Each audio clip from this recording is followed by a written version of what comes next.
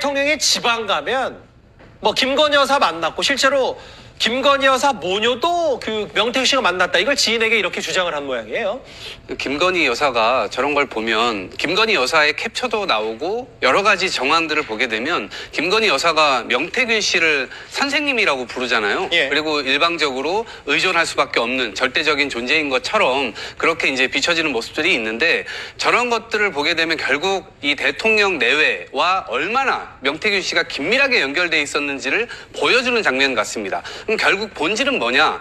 이 대선 과정에서 명태균 씨가 했던 여론조사 그 비용이 도대체 어떻게 된 것인지 그리고 그 과정을 통해서 윤석열 대통령 내외는 돈을 지불하지 않았는데 정치자금법상 돈을 지불하지 않았는데 그러면 그것은 어떻게 되는 것인지 그리고 중간에 여사가 봉투를 몇 번 줬다고 하는데 그 돈은 또 어떤 명목으로 주게 된 것인지 그래서 지금 나오고 있는 공천 거래 혹은 공천의 대가 여러 가지 공천 개입 이 문제와 과연 저런 것들이 정황적으로 어떠한 이 모습을 그리느냐 이것에 이제 포커싱이 있는 것이고요. 명태균 씨가 여러 차례로 지금 검찰 들어가가지고 이 발언 증언들이 이제 나오는 모습들을 보게 되면 결국 김건희 여사와 대통령 부부는 명태균 씨에게 뭔가 엄청난 것들을 해줄 수밖에 없었던 것 아닌가 이런 것들을 지금 국민들께서 알고 계시는 것이고 이 명태균 씨의 검찰 진술을 보게 되면 여러 가지 측면에서 그걸 의심할 수밖에 없는 정황이 나와요. 알겠습니다. 그런데 지금 검찰에서 나오는 것들은 이준석 씨를 이준석 이 의원을 수사한다